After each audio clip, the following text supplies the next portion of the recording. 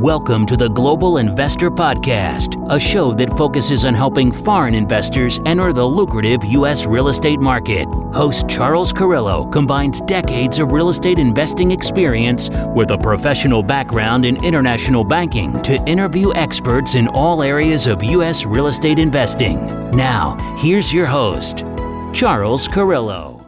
Welcome to another episode of the Global Investors Podcast. I'm your host, Charles Carillo. Today we have Engelo Rumora.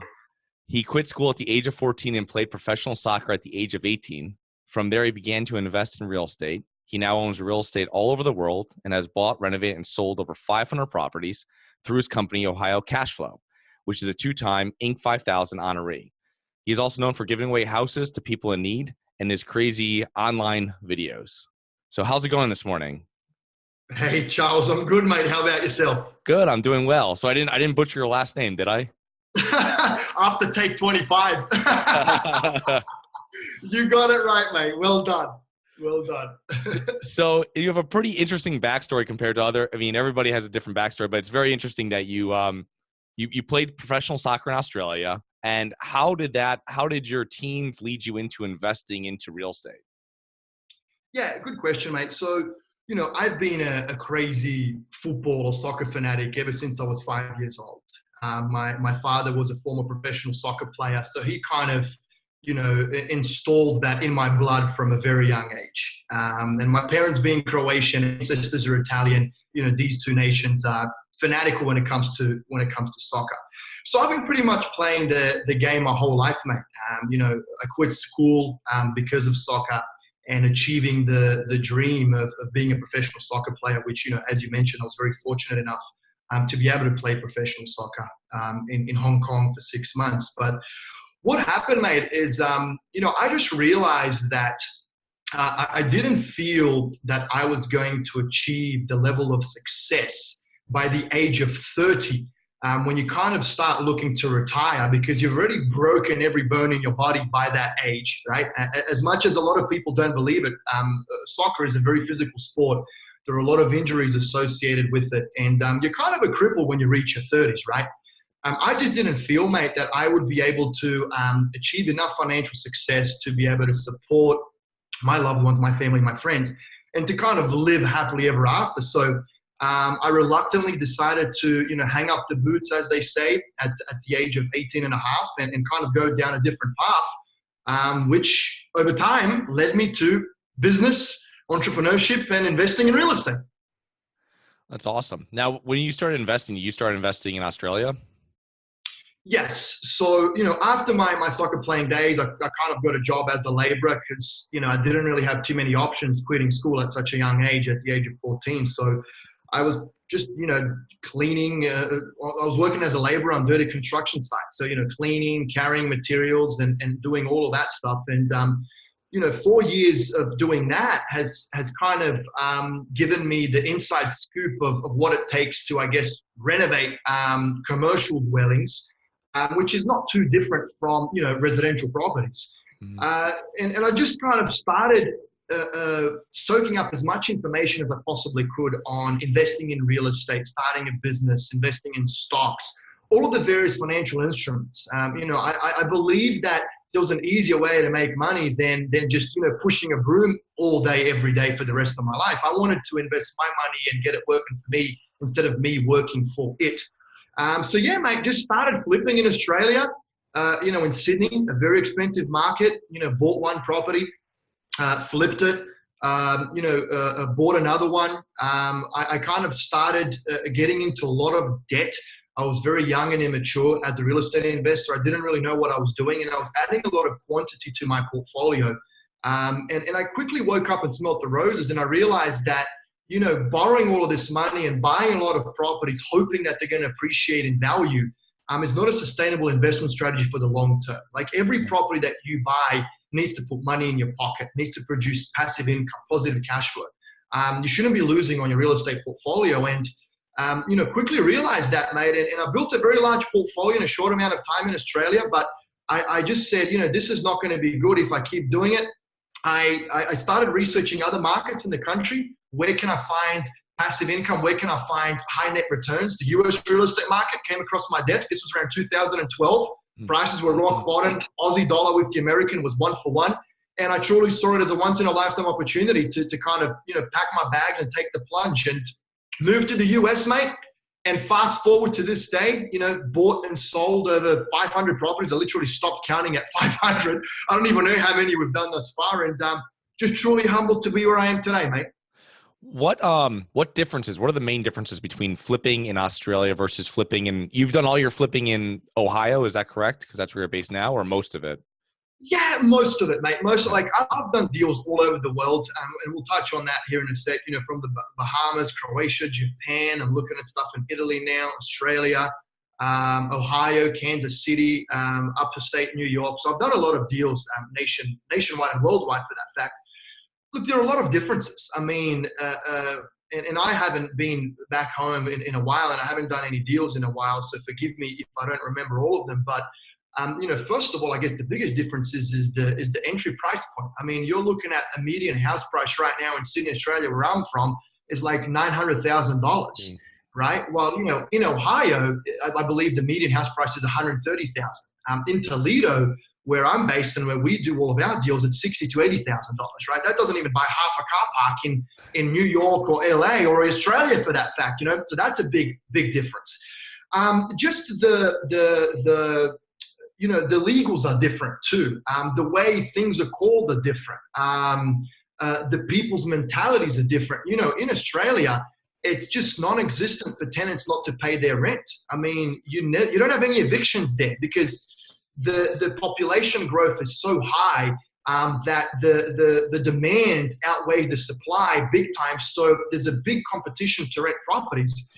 Here, it's common to just move out and not pay the rent. Another thing that I've noticed too is in Australia, there's a pride of ownership in the work that the contractors do on the properties. I mean, you've got some good quality labor, some good quality contractors there that will get the job done in a timely manner, in an efficient way, in a high quality way. I've noticed that that's not the case here in the US, mate. You've got a lot of shady contractors stealing a lot of money. We're going to touch on that too later on. I've lost over $2 million to shady contractors over the last 6 years. So, those are just some of the differences off the top of my head. So, yeah. So tell us about your company, Ohio Cashflow, and you guys twice on Inc. 5000. And what do you guys like about the greater Toledo area where you guys are investing?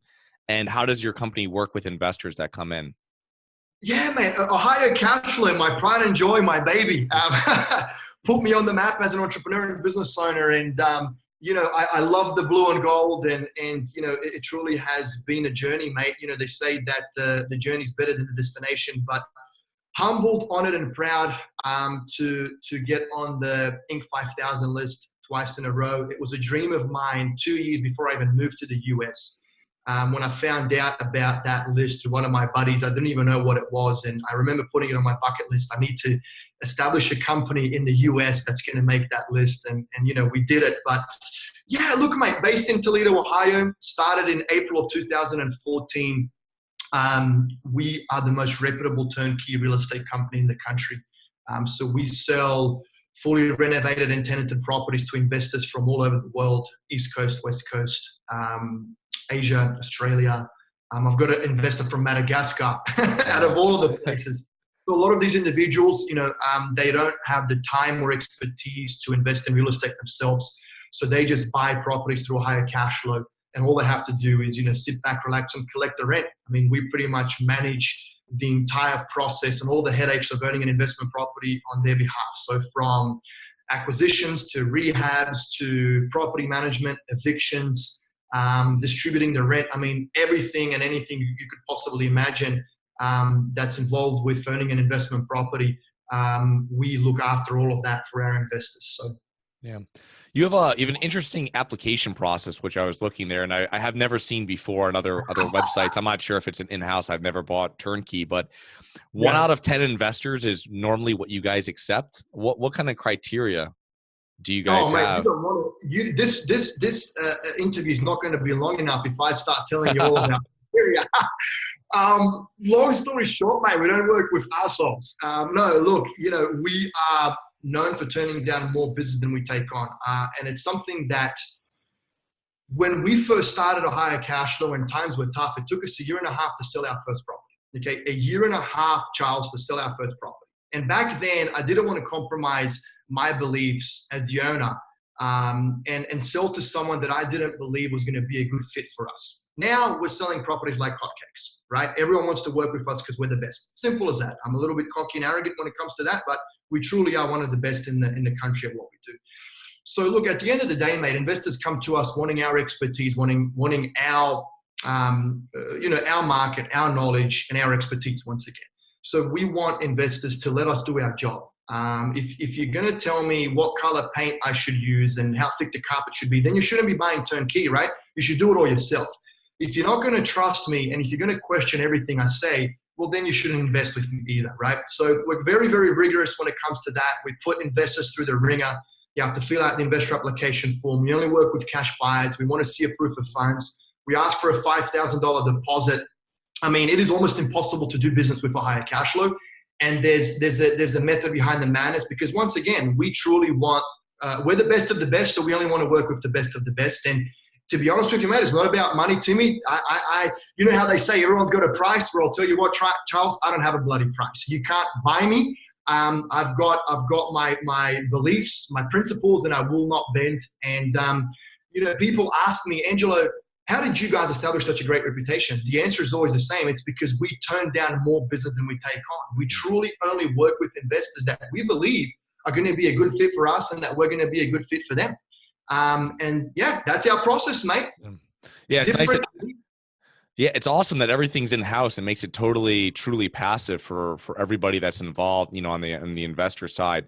But it's great that you guys don't allow any debt. Everything's done by cash. I was looking at one of your forms for that so they could use whether they're IRA, if they're US based or something like this. But I imagine it's all for international investors that are buying it 100% cash. Is that correct?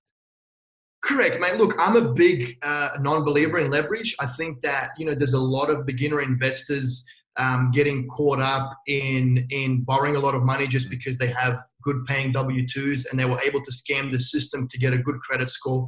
I've got a crappy credit score, but I run multiple companies. I don't want to mention how much cash I've got in the account, but anyway, doesn't matter. That's not the question here. But a lot of people are good at manipulating their credit score. They've got a W-2 and now they think that they're experts and they go out and borrow a lot of money, but they don't understand what it takes to own a real estate portfolio. They don't understand the swings, the volatility that can happen when two properties go vacant, a tenant trashes your property, you have to go through an eviction.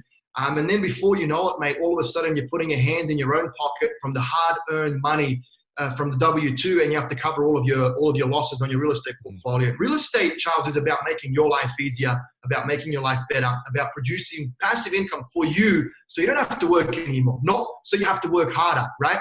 So I'm a big believer in taking as long as it takes to build the foundation of your portfolio with cash. What that means is at least 30 to 50% of your entire real estate portfolio should be unencumbered. I think that's a great way of protecting your real estate investments against a downturn. And if, God forbid, something was to happen within your portfolio of a couple properties going vacant or whatever it may be. Once you are experienced, as in you have owned properties for 5+ years, you understand the swings, you understand the volatility, you've gone through an eviction, you understand tenants, you've been around the block, then start using leverage. At a later date, all good things take time, mate. Nothing happens overnight, right? And I just see way too many investors getting caught up in easy money and not knowing what they're doing. And, I can tell you right now, we as a company, Charles, lose 90% of business because we don't accept any financing. Once again, I don't care because it's against my core belief. I don't want to sell properties via financing to investors because I think they don't know what they're doing and they're getting themselves in a lot of trouble. That's why we only work with cash buyers. So. Yeah. The easy access to money is number one. The number two with investors, which kind of goes hand in hand, is no reserves. And I hear it all the time when people contact us. Oh, I've got man, if you have $5,000 and that's what you have after, you're going to get into so much trouble. What are you going to, you start pulling on your credit card, it's going to be a mess. And luckily you have a W-2 that makes money. You can cover things. But like you said, some of these markets with evictions, you're talking 6 months with no money. You got to cover lawyers. You got to cover the renovation, everybody in between. So yeah, that's crazy, mate. Like in Ohio, it's 4 to 6 weeks maximum. So it's very landlord friendly. I mean, if you don't pay rent, the judge just evicts you. There's no questions asked. But yeah, look, I've had investors that, come to us with 50, 60, 70 grand, and that's their life savings. And then they say they want to buy one property. I'm like, dude, one property is not going to get you to where you need to be. I'd rather you use that money, go and do flipping, go and wholesale, go and start a business. I don't know, figure out another way to make more money with what you have, because one property doesn't give you financial freedom. You really need to build a larger portfolio. Plus, I always tell investors, don't invest what you can't afford to lose. You know what I mean? Like, you should only invest the money that you never need to touch. Always have a buffer, as you mentioned there, set aside for, God forbid, any family emergencies, any health issues, or whatever it may be. Don't invest money that you are dependent on, right? So I think that's something very important that your listeners should take on board. Yeah, no, I definitely agree with that. So when a new investor inquires with your firm, what are the first steps you take, other than obviously finding out source of funds and stuff and what do you usually do of getting them set up and figuring out, other than, where they're coming with funds, what their goals are in regards to investments? Yeah, mate. So look, it's an investor application process on our website. Then our deal coordination team reaches out to them. Believe it or not, a lot of people, for whatever reason, fill out the investor application form, even though they're looking to finance. Not sure how the hell they missed that. It's like bold and red on the website, and it says we don't accept any financing. So we've got a lot of, I guess, dead leads straight away up front, which deal coordination sorts out through the initial kind of text message, phone call, follow-up email. Are you a cash buyer? Then we ask for a proof of funds. Then we set out a set of questions. So throughout that elimination process, for lack of a better way of putting it, there's only a very few investors that will kind of go through and get to an actual phone call. Then we kind of, chat to them on an introductory phone call for around half an hour, learn a little bit more about them and their needs, answer any questions that they might have, talk a little bit about Ohio Cashflow. And then, of course, we request the $5,000 refundable deposit. Once those funds kind of hit our operating account, that's when we start opening the doors to Ohio Cashflow, introducing them to our property management company, which is in-house, answering any more questions. Best of all, present deals. All of our properties are exclusive. No one has access to them. No one can see them. So yeah, Charles, it's rigorous, mate. And then, if we feel they're going to be a good fit, we might take them on board. If we feel they're not going to be a good fit, we refund the deposit and we don't work with them. So yeah, look, 6 years in the business, mate. We've got 150 investors on board out of, I think, 2,500 investor application forms. So that's I'm not saying that to sound like a bit of a wanker, like we turn down business just to say it. It's not the case, mate. We really only want to work with investors that, once again, we feel are going to be a good fit for us, and we're going to be a good fit for them. So you guys want to work with real investors. You don't want some guy coming in there and telling you a title fee for $40 is going to hold you back and you lose the deal, or something happens on something really minimal, which that stuff always happens in any investment. I mean, in real estate, no. Yeah, don't even get me started on that, Charles. We've had some shockers, dude. Like I don't want to reveal too much, but we've had a lot of people tire kicking, and I mean, I don't mind people tire kicking, but I've always said this: if you're not happy from within and with yourself, you're not going to be happy with anything or anyone else. And I've had a lot of people that were just rude, man, just very, very rude, very disrespectful of my team, of me, of our operation. I actually screenshot some of these things just to look at it and to see, what kind of people are out there. And that, when I see that stuff, it makes me even more rigorous with my onboarding process, because I'll tell you what, mate, the profit that you make selling to a prospect or a client that is just going to be problematic and emotion dragging like that is not worth it, dude. That's why I say don't have a price. You shouldn't be able to be bought by money. Stick to your core beliefs, to your principles, and don't bend on them, because otherwise you're just going to be a slave to someone else for the rest of your life. So. Yeah, because it's your relationship just starts after they buy or after they invest into the property. I mean, you've got years and years and years, so it's it's definitely a good way of doing it. So it's a marriage, Charles. I tell investors that it's like a marriage. This is not a one-night stand. We're entering a marriage. We don't like each other and we don't respect each other. It's not going to work, because we're in it for the long haul, right? So yeah. So you personally own a lot of property, Bahamas, Croatia, Japan. What do you do with these properties? Are these all for personal use? Do you rent them out, Airbnb them? What do you do? Don't even ask, mate. Don't even ask, because I don't even know why I bought the bloody things. You know, oh man, you know, you kind of start getting successful, getting a bit of money in your account, and then you just start going out and accumulating all of this stupid, excuse my language, and you don't even know why you're buying it. It's just your ego kicking in. You're like, oh, I want to be a top dog. I want to own real estate all over the world. So then you just accumulate all of these materialistic possessions and properties, and yeah, you know, great. I guess I fulfilled the dreams, but I don't know why I did it, mate. I'm actually looking at liquidating a lot of the stuff now because it's just kind of sitting there doing nothing. But look, I bought a few condos in the Bahamas. I got a waterfront lot in the Bahamas. We just got hit with a big hurricane. I'm sure you've seen it on the news, Hurricane Dorian. Luckily, nothing has happened to my properties. One of them was vacant. It was for personal use. We just allowed a few people that lost their home to stay in it for free. Another one of my tenants lost their car and lost a lot of damage. So we're helping them out. So that's a humbling experience for us. It's just, it feels great being able to do that. Japan, it's a waterfront condo. Once again, I don't even know why I bought it. It's tenanted. It's producing cash flow right now. So yeah, look, I guess I kind of got caught up in the thrill of looking at foreign properties. I've learned a lot about it. I don't regret the experience, but you know, when you start expanding in such a way and buying all of these things and accumulating assets without really kind of having any agenda for them, you start getting spread thin. All right, Charles? And you can't catch it all, dude. You cannot catch two businesses, properties all over the world, tech project, family, health, lifestyle. You just can't be in all of these places at the same time, right? And I've kind of recently been brainwashed with minimalism. So I'm really kind of going down that path. I just want to have one but good. And you know, does it bring me value? And doesn't bring me joy. And you know, I can't be in all 5 properties at the same time. So they don't bring me joy, and they really don't bring me that much value because I make a better return on investment in Ohio. So I don't know, dude. Skip to the next question, please. So it's one of those things. You said you were having people stay in your house, which is your condo down in Bahamas after Dorian. That's awesome to hear that. You've given houses away.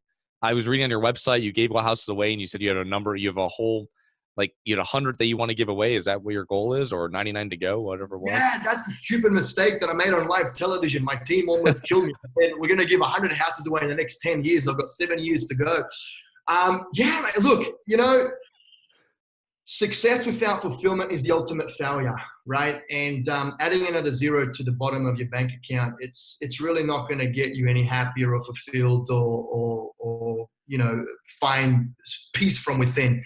I'm kind of on a journey now where I truly want to find that fulfillment, because I believe that I lost myself in the hustle and go of starting a company, you know, grinding, doubling revenue, hiring more people, adding more zeros to the bottom of my bank account, you know, and kind of shifted a little bit, going down a different path. And yeah, mate, look, I love the feeling of giving something to others, as corny as that sounds. But when you give a house to a person in need and you see the smile and joy on their face, it beats any amount of money that you have in your account. When you're walking on the street and you see someone asking you for money and you give them $1 or whatever it is, you know, don't judge what they're going to do with it. You know, give with a pure heart, and you've done your thing, and it's up to them to do the right thing with that money. Is it going to be drugs or food? We don't know, but that's not for us to decide. That's for them to decide. It's just a very proud feeling, and it's a true feeling of joy and happiness from within. So yeah, mate, you know, I'm going to continue giving houses. I guess we've got the crazy goal of giving 100 houses away in the next 10 years. And on my tombstone, I want it to say, you know, Engelo Rumora, he gave it his all and he gave it all away.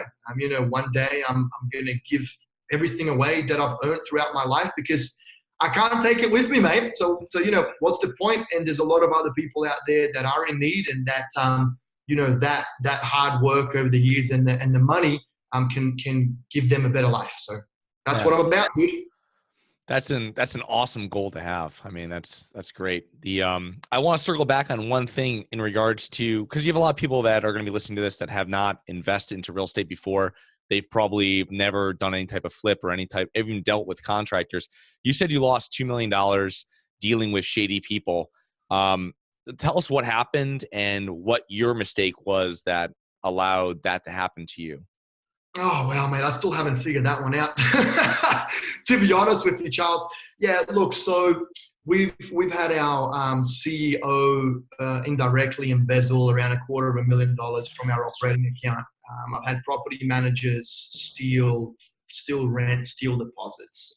I've had contractors take draws, buy a boat, buy a car, buy meth, take their wife on a holiday, buy materials, use it on another job. I mean, I can continue with the sob story forever. We kind of stopped counting. You know, it's just a cost of doing business, mate. It happens to all of us. If you're a business owner, an entrepreneur, you will get cheated. You will get screwed. People will lie and steal. You just have to be prepared for it. In my opinion, there's really no way of not experiencing it, because I feel that, you know, we live in a world, Charles, where there's a lot of greed, there's a lot of bad, and a lot of people are out to get you. You know what I mean? They don't like to see success. They're jealous, and jealousy is the green-eyed monster, as I refer to it as. Hatred is better than jealousy. If you hate me, Charles, I see you coming. If you're jealous of me, I don't know you're jealous of me, and you do shit behind the scenes, right? So, you know, it's you know, I've just learned to live with it. I've learned to consider it the cost of doing business. I've learned to drop it very quickly and move on, because the negative emotion and the negative energy, if you focus on those instances when you've lost money or when you've been cheated, don't allow you to focus on doing better, doing more, getting bigger. So do what you can to you know, recoup as much as you can, but really focus on continuing to scale, continuing to grow, and continuing to better yourself. I trust everyone, and that's a big problem of mine. So now I don't make any more of the major decision when it comes to partnerships or when it comes to bringing people on board. Dominique, who is the unsung hero with Ohio Cashflow, she's been working behind the scenes and by my side ever since we started the business. She's not the front runner like I am that does the crazy gimmicks, mate. She's the you know, heart and soul of the company behind the scenes. And for whatever reason, I must have had some kind of male ego thing where I just didn't trust her judgment when it came to people. Charles, she was right every single time. So, you know, you've got a woman in your life. I'm telling you, mate, before you start any business relationship or partnership, get your future wife to talk to these people and ask them a few questions, mate, because for some reason, mate, women can pick the losers better than us dudes can. So that's the one thing that I've learned, mate, is I'm pretty much just, you know, from now on, I'm not making any of the major decisions when it comes to people. I'm just going to let her sniff it out and let me know what she thinks before we proceed. And I think that's going to be a winning formula moving forward. Yeah, it's really great you said about the women's intuition, because one of my mentors, he was saying that he would always take out people out to dinner with his wife, and he would find a few of them, and actually he would find something that rubbed them wrong during dinner or something like this, and he would dig into it, and he would find out that the guy, like, you know, the person, their ex-boss didn't have cancer and was like embezzling money or something, you know what I mean? Something crazy. So it's like, I mean, but it's a great way of dealing with it is turning the page, like you're saying. I mean, you got to say what did I do wrong, and then how do I fix that on the next deal, or what do I do to not have that happen again? So that's great, right? You learn from your mistakes. You don't really learn from success because your ego blossoms and you don't think about the steps that cause the success. But when you fail and you lose, you get haunted with every little step, and that makes you better. And of course, you know, it doesn't make you repeat the same mistakes. So. Yeah. That's completely true. Another thing too is you wrote a book that you just finished. Can you explain a little bit about that? Because I don't even know about it. Oh, dude, if I don't get sued when this book goes live, I'm going to be the happiest man in the world. The book is called The Raw Truth to Success in Real Estate. Okay. And it is just the absolute most brash, in your face, kick up the ass, motivational book ever. It is all about, you know, of course, success in real estate, but it's also very controversial. I'll just name a few chapters. Cash is king, cash flow is queen, leverage is for peasants, negotiate like a pimp, flip like a porn star, Why you should tell family and friends to F off. Your accountant and attorney are thieves. Building inspectors and appraisers are bullshit artists. I mean, dude, I'm gonna stop right there. I think everyone got enough of a taste of what this book is gonna consist of. I think there's like hundreds of F-bombs in it. But look, mate, it's my life's work. I'm proud of it. Just like my online presence, it's very attention-grabbing, different, quirky, unique, controversial. But the book is very motivational, and I encourage everyone to check it out once it goes live. I'm trying to get it published. Good luck. No one's going to pick it up, but I'm still going to try. And if I can't get it published, mate, I'll self-publish it. So There you go. That's awesome, man. Well, that's great. I can't wait to read that. That's definitely on my list.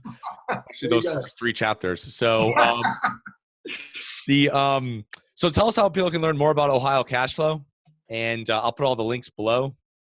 Yeah, just jump online. So Google is your best friend. Google Ohio Cashflow or Engelo Rumora. Happy to help, mate. And anyone that reaches out, if we can't help them, at least we'll point them in the right direction. So, okay. Well, thank you very much for being on the show, and enjoy the rest of your time in Italy. It looks like, you're going to be there for a while, or no? Yeah, mate. Look, in and out. I've got a few cool things in the works here that I can't really share at the moment, but I'm really excited about it. So we'll see how that all pans out. Okay. Sounds good. Well, enjoy the rest of your trip, man, and we'll have to connect soon. Thanks, dude. Thank you. Thank you for listening to the Global Investor Podcast. If you like the show, be sure to subscribe on iTunes or Google Play to get new weekly episodes. For more resources and to receive our newsletter, please visit globalinvestorpodcast.com. And don't forget to join us next week for another episode. Nothing in this episode should be considered specific, personal, or professional advice. Any investment opportunities mentioned on this podcast are limited to accredited investors. Any investments will only be made with proper disclosure, subscription documentation, and are subject to all applicable laws. Please consult an appropriate tax, legal, real estate, financial, or business professional for individualized advice. Opinions of guests are their own. Information is not guaranteed. All investment strategies have the potential for profit or loss. The host is operating on behalf of Harborside Partners Incorporated exclusively.